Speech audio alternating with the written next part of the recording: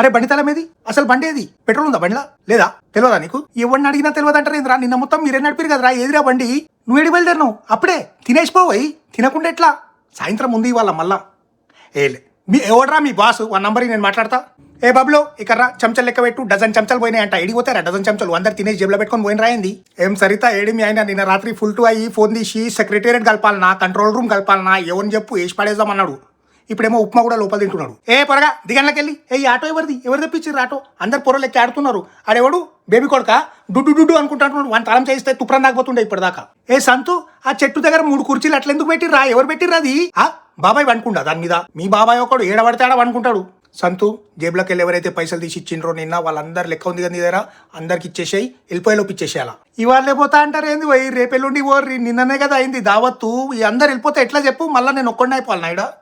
మంచిగా అయింది దావత్, మీరు రాలే. ఎందుకు? అరే మంచిగా అయింది. అన్నం ఏం మిగిలలే, ఉట్టి వంకాయ కూర ఒక్కటి మిగిలింది. ఊర్లు ఇచ్చేసినాం అంతే.